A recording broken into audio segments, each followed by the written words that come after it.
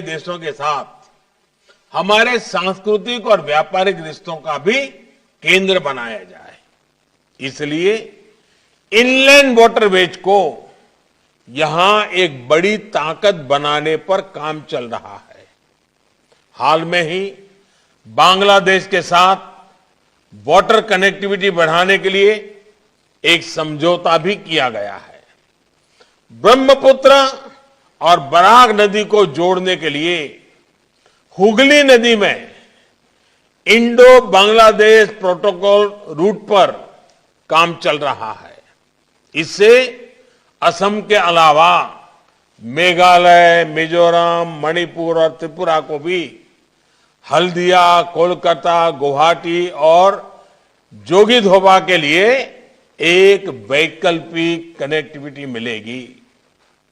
यानी अभी north east को शेष भारत से जोड़ने के लिए जिस संकरे से क्षेत्र पर हमारी निर्भरता रहती है, उस निर्भरता को यह रास्ता कम करेगा।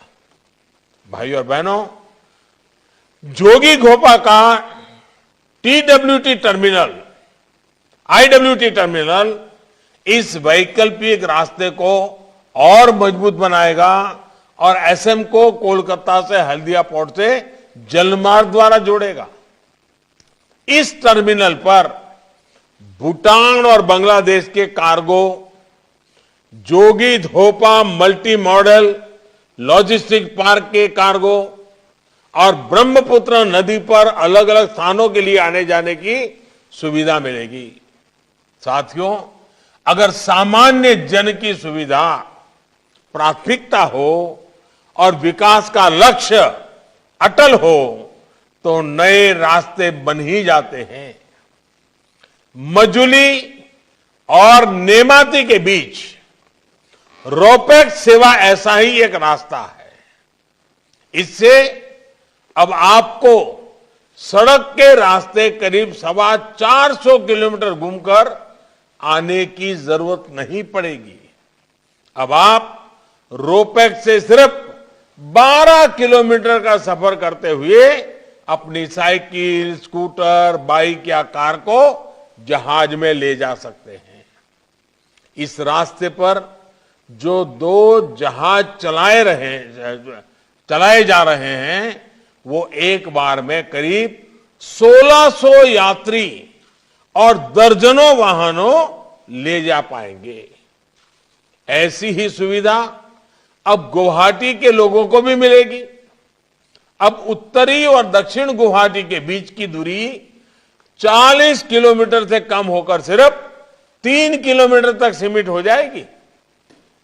इसी तरह धुबरी और हथसिंगीमारी के बीच इसकी दूरी करीब 225 किलोमीटर से कम होकर के 30 किलोमीटर तक रह जाएगी। साथियों, हमारी सरकार द्वारा सिर्फ जलमार्ग ही नहीं बनाए जा रहे हैं, बल्कि इनका उपयोग करने वालों को सटीक जानकारी भी मिले, इसके लिए भी आज ई पोर्टल लॉन्च किए गए हैं। कार डी पोर्टल से नेशनल वाटरवे सभी कार्गो और कुछ से जुड़े ट्रैफिक डेटा को रियल टाइम पर कलेक्ट करने में मदद मिलेगी। इसी तरह पानी पोर्टल नौचालन के अलावा वाटरवे के इंफ्रास्ट्रक्चर से जुड़ी जानकारियां भी देगा। जीआईएस आधारित भारत मैप पोर्टल उन लोगों की मदद करता है जो यहां घूमने फिरने या व्यापार कारोबार के लिए आना चाहते हैं। आत्मनिर्भर भारत के लिए मल्टी मॉडल कनेक्टिविटी का देश में विकास हो रहा है। असम उसका बेहतरीन उदाहरण होने वाला है।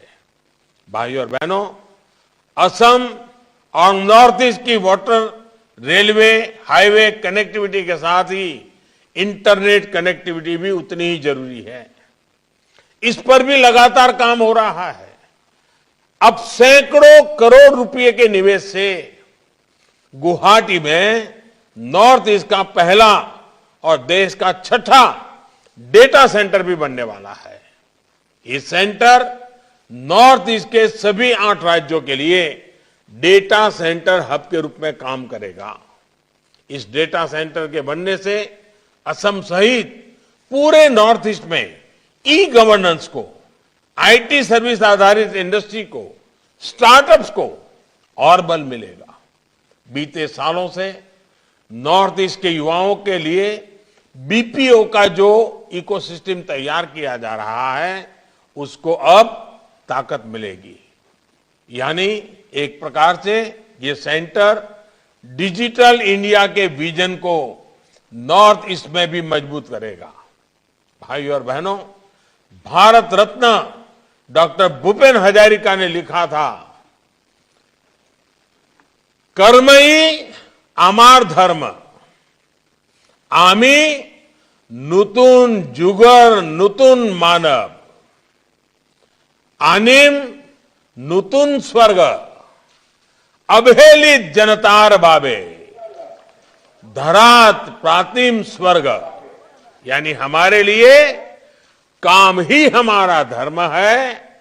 हम नए युग के नए लोग हैं जिनकी सूद भी कभी नहीं ली गई। हम उनके लिए नया स्वर्ग बनाएंगे, धरती पर स्वर्ग बनाएंगे।